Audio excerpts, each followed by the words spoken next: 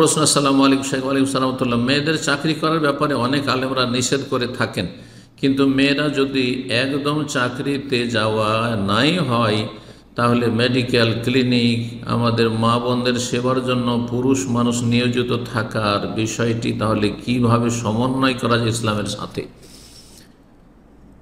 মুসলিম মেয়েদেরকেই যেতে হবে সহশিক্ষায়।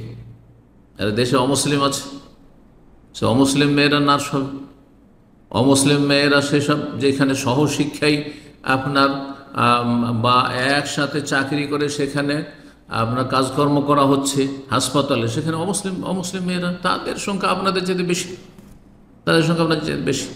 আচ্ছা, তাদের সংখ্যা বেশি যদি না হয় তো মুসলিম সমাজকে, মুসলিম সমাজে কতটা পরিবার আর কতজন মানুষ শতকরা নেক মানুষ আছে যারা আল্লাহর ফরজ ওয়াজিবের হেফাজত করে, হারাম নাজায়েজ থেকে বেঁচে থাকে, হেজাব পর্দা করে যেসব মহিলারা, তাদের পার্সেন্টেজ কতটা হবে? আর যারা মুসলিম সমাজের বেহায়া পর্দা করে না তাদের সংখ্যা কত? শতকরা 5 জনও পাবেন না যারা হেজাব করে। 95 জন বিনা হিজাবের মুসলিম মহিলা আজকাল দেশের প্রেক্ষাপটে বলছে, কখনো বাড়াবাড়িতে না হলে পরিসংখ্যান করে দেখেন।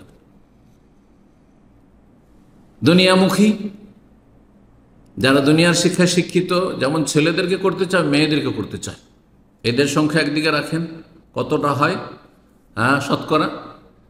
আর যারা দিনমুখী, যে আমরা ছেলেদেরকে উচ্চশিক্ষা দেব কারণ তাদের রোজগার করতে হবে, কিন্তু মেয়েদেরকে পর্দার মধ্যে পড়াবো আর এই সহশিক্ষা পড়াবো না, শতকরা 5 জনও পাবেন না, শতকরা 5 জনও পাবেন না।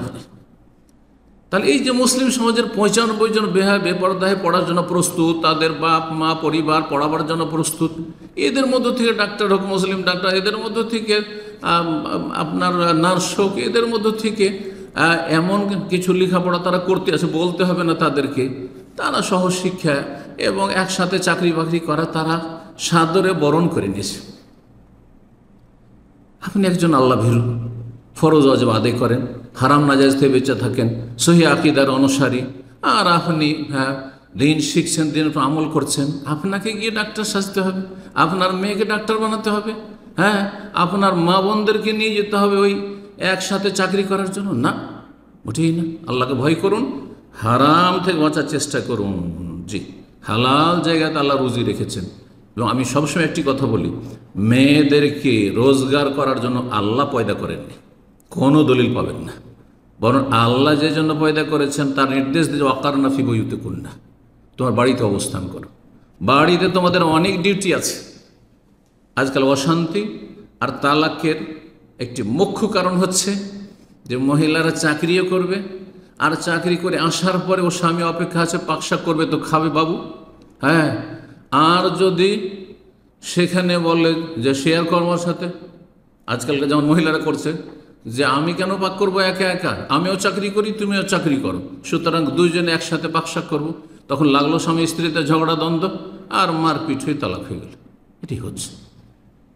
কিন্তু বাইরে পুরুষ গিয়ে রোজগার করছে, আর তারপরে যা কিছু সাজ সরঞ্জাম বাড়িতে লাগে কিনে এনে দিচ্ছে, আর মহিলা বাড়িতে পাকশাক করছে আর ছেলে মেয়েদের দেখাশোনা করছে, পরিচর্যা করছে, এতে শান্তি আছে।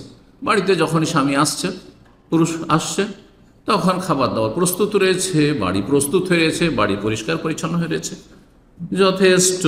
এই পরিবারে শান্তি রয়েছে, এইরকম পরিবারে শান্তি রয়েছে। আল্লাহ সঠিক বুঝদান করুন।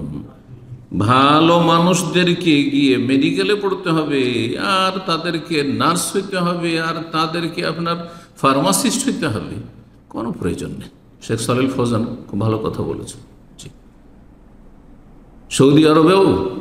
সৌদি আরবের সবচেয়ে বড় আলেম বর্তমানে তিনি বলছেন যে আলেমদের সংখ্যা একদিকে রাখেন, যারা দিন শিখছে আর যারা দুনিয়া শিখছে, ডাক্তার হচ্ছে, ইঞ্জিনিয়ার হচ্ছে, তো আপনার অন্য অন্য সাবজেক্ট, সায়েন্স, টেকনোলজি, বিভিন্ন যে পড়াশোনা করছে, দেখেন কাদের সংখ্যা বেশি?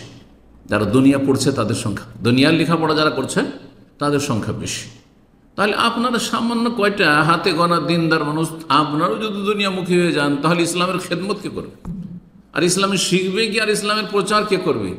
ইসলামের দায়ীর আলেমের বেশি প্রয়োজন না এই দুনিয়ার ডাক্তার ইঞ্জিনিয়ার বেশি প্রয়োজন?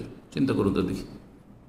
জাতি গুমরা হয়ে নাস্তিক হয়ে যাচ্ছে, না হয় মাজার পূজারী মুশরিক হয়ে যাচ্ছে, বেদাতি হয়ে যাচ্ছে, বেদিন বেনামাজি হয়ে যাচ্ছে, তাদের হেদায়েত করে জাহান্নাম থেকে উদ্ধার করে জান্নাতে লাগাবেন, এটা বেশি গুরুত্বপূর্ণ না এদেরকে রোজগার দিতে হবে, এদেরকে চাকরি দিতে হবে, এদেরকে কাজের সংস্থান দিতে হবে? এটা বেশি জরুরি। কোনটা বেশি জরুরি? আল্লাহ সঠিক বুঝ দান করুন।